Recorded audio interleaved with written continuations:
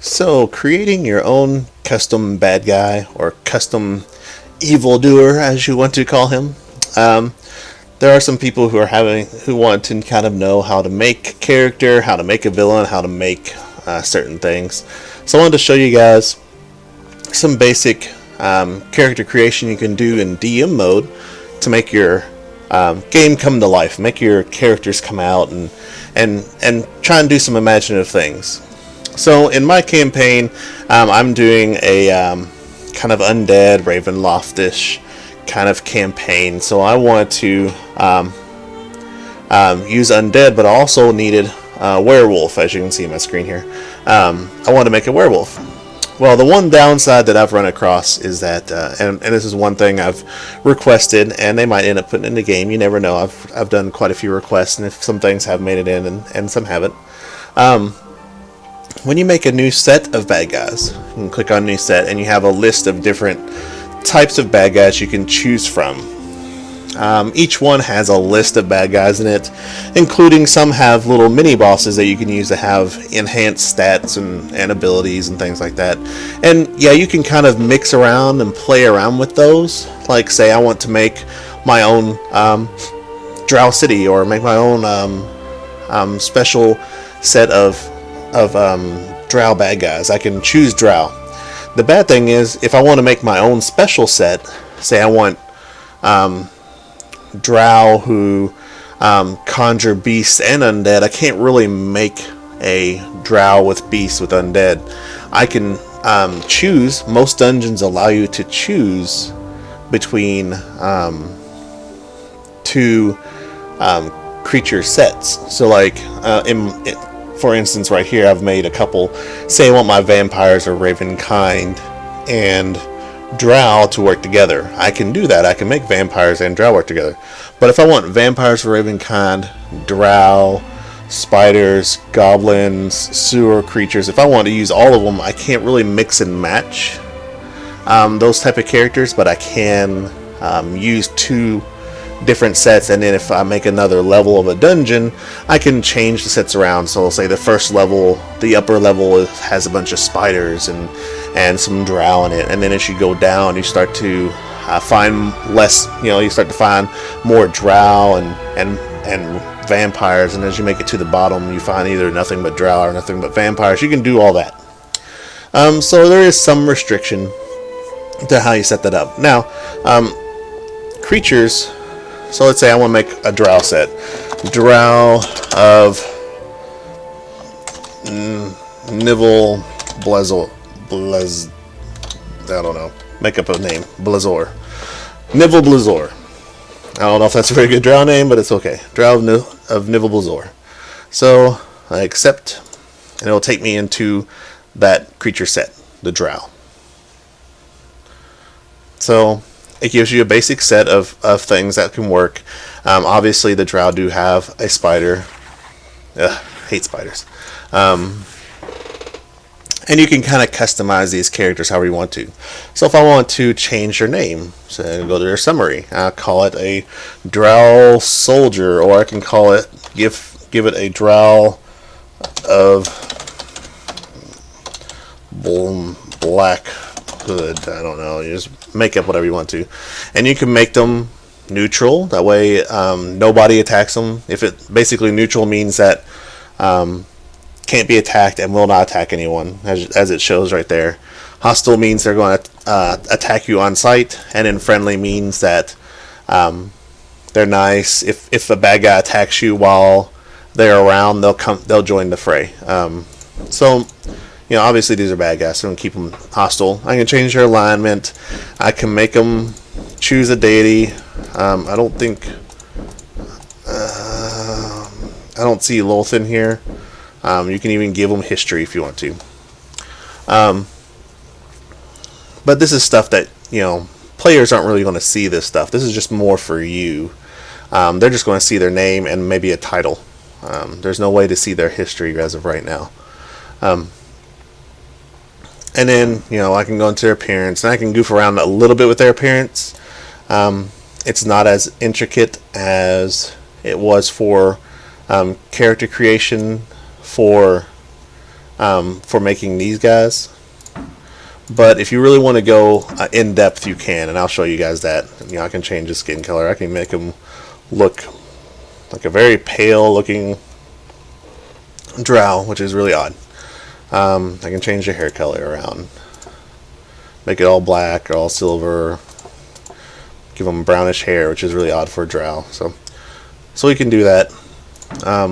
We can change their equipment. We have the full list of pretty much all the basic starting equipment, including a little bit of variety of looks. So like, if I want him to have this really cool looking dagger here, it's like, I want him to have that dagger. But he's a fighter, so he's going to want himself a sword. So we're going to go back up to the swords and give him this really cool looking long sword. Yeah, it's really cool looking, but not quite dark enough. There we go. That looks really cool. Stuff you might want to use for a boss. This guy isn't a boss, so we're going to choose something a little more basic. Look around these swords a little bit. So then you have a lot of different skins you can choose from. We'll choose this one. That'll work. And of course you can choose their armor. You do get a couple choices for some purples and blues when it comes to the capes. Give themselves some nice abilities. Like if I want to give them the Cape of the Spider's Kiss, deals 1 to 2 acid damage to attackers when struck, +1 to all poison damage dealt. They won't drop it when they die, but it gives them a kind of a look of style. So I can give them that and give him a little bit more stylish look. Make it look like he's a powerful fighter from the Drow civilization. Or I can just remove it and make him look pretty standard. So you can kind of goof around with that. Then you can change your equipment colors around. You have cured and soft, make sure things look, softer or not softer, obviously. You can give them some pretty bold looking colors if I wanted to. Obviously not going to do that, but you can do stuff like that. So you have a couple of things you can change around. Just remember, these are basic bad guys. These aren't anybody super important. The priestess is going to be kind of mini bossish. She's going to be a little bit stronger. Lady of Spider is going to be tough too. You've got a few of these drow who are going to be potent. Fighters are going to be stronger, harder to kill, things like that. And you can change each person's name. If you don't want her to be called Lady of Spiders, you can call her something different. It didn't go over to her, but you can do stuff like that. Another thing you can do, say I take my drow Black Hood, I can level offset them if I want to make them even harder.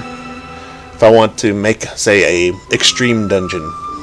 Say I want to make an extreme dungeon extremely challenging, 10 levels, really hard to get through, really insane. I can do that. I can make huge level offsets and make it really hard for players. It's going to require experienced players to go through a good group. Or if you want to make something more for newbies, people who are coming to the game and just want some quick treasure and some quick levels, you can actually lower the levels. All kinds of different stuff. I can level offset down to -5, and I can load the floor with these guys. I can toss like 30 of them. And yeah, they're lower level, but this, it's a war of attrition there. You also have this. So like he's got a pretty good dexterity, but his strength's pretty low. So using a long sword with him, he's probably not going to do a whole lot of damage. So I'm probably going to switch over to a short sword for him because he'll do more damage that way. Or I could even switch over to a scimitar. And for people who haven't played around with the equipment yet, as you can see, it'll say right next to the weapon, the long sword says one-handed and then doesn't have anything next to it. The scimitar says one-handed, light, finesse, dexterity, which means that it pulls from your highest stat, whether it be strength or dexterity, for finesse weapons. So since his dexterity is higher, the scimitar will obviously do more damage. Rapier is the same way. Rapier is a lot stronger than a scimitar, a lot more like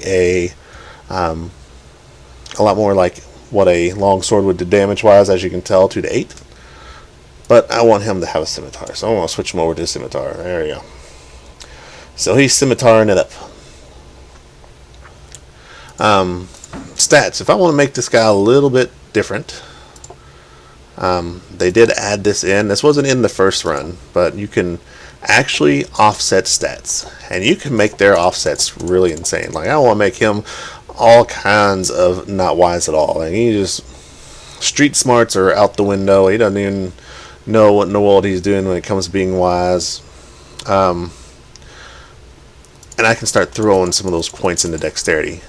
Maximum is 20, of course, but now he's become even harder because he's going to swing and hit easier. He's going to do more damage. Make him much more potent.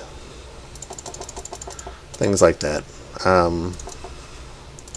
So you can do that. You can do that with any character you want.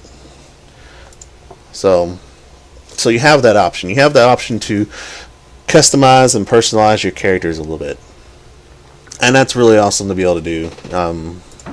You can even change the abilities. Now they finally added in, I think it might have been in the second weekend, the second Head Start weekend, maybe the third. In the first Head Start weekend, you didn't have a choice of all the abilities, but now you have the choice of all the abilities. If I want him to be able to use Power Attack, which is a pretty strong ability, or Cleave, I want him to have that stuff, you can just throw things in there. You can even mix and match. If I want to give him Paladin abilities, I can throw Paladin abilities in there. I can give him some Ranger abilities. We have particular monster abilities, Vampiric Touch. If I want them to be able to summon some undead, I can do that too. A really potent thing that I normally like to do to make my mini bosses is I'll usually throw Mage Armor on them, because that makes it a lot harder for mages to do damage, and it makes them harder to take down. And I don't believe you can stack them, so like I can't get him up to a higher version of Mage Armor, but I can still give him Mage Armor. You can give him Magic Weapon, you can give him Elemental Weapon, so he does that. I can give him Haste, so he can cast Haste. All kinds of evilness you can throw in there to make things even tougher. You can give him heals and stuff from Cleric. So you've got all that option. You've got a lot of options to choose from abilities and stats and everything to make your custom enemy set. So making custom enemies is still a little on the generic side when it comes to character modeling, but when it comes to character stats, you still have a lot of option. So I'm never going to be able to really, make more than a drow when it comes to drow, but they are going to add more monster sets and stuff, and that's going to come around. So I'm going to complete this out. The final thing that I wanted to show, this is really good for making your main bad guys, that if you don't want to use the standard generic ones that they give you, the Ashen Priest or the Beholder or the Spider, a couple other things that they give you as main bosses, you can choose a custom character as a boss, and you can make a character, and you can choose any type of character, make them any class, anything you want to. So like in this case, I made a werewolf. There aren't any werewolves in any of the sets, at least not that I could find. There was like a were-rat, but I wanted a werewolf. So what I did is I actually went into the goblins, because when you make a character, you can choose to make an adventurer or a monster. If you do the monsters, you can choose from all the monster tile sets and choose just one that you want to use and make it a character. That way you can have it hanging out about there. So you can also kind of see what they have here. But here's the were-rat. I wanted a werewolf, and I could not find one anywhere. There's all kinds of stuff, but I could not find a werewolf. So what I did is I used a bugbear. As you can tell right now, I used a bugbear. Whoops, messing everything up. Let me go back here. There we go. I chose a bugbear. I changed his appearance to make him look a little more dark, a little more wolfy, I guess, so he's not as easily told that he was a bugbear. I removed his weapon, so he's having to use his fists and his claws. Equipment-wise, I couldn't remove any armor. He doesn't have any. That's just his basic character model. If I wanted to give him a little bit of something, I could. But bugbears, as you can tell, since they're not human or drow or anything like that, they don't really wear armor. They just have what they naturally have. I can change his equipment color a little bit. I decided to make it black to go with the theme of being a werewolf. I wanted it to be really hard to tell that he was a bugbear from a distance. And he was the closest I could find to making a werewolf. Stats wise, I've actually been contemplating changing these. Another thing that's awesome is I can change this around. He does not need charisma, and wisdom wise he doesn't need to be super wise.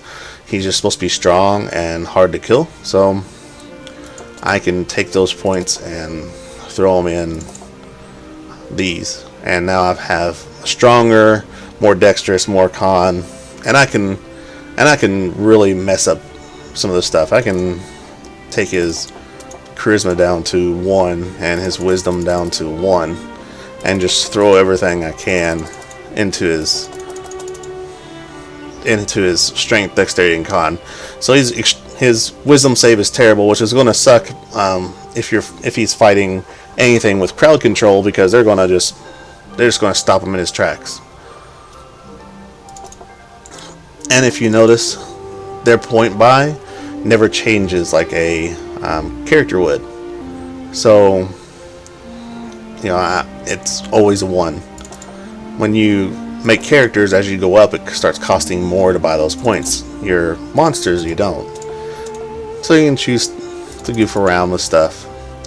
Like I said, this is a werewolf. I want to make him hard to take down, fairly strong, but I don't want his wisdom score to be so awful he gets trapped in everything. So I'm going to drop him down a bit. This way he's, unless there's a charisma save, which most stuff doesn't have charisma saves, he's going to be pretty tough.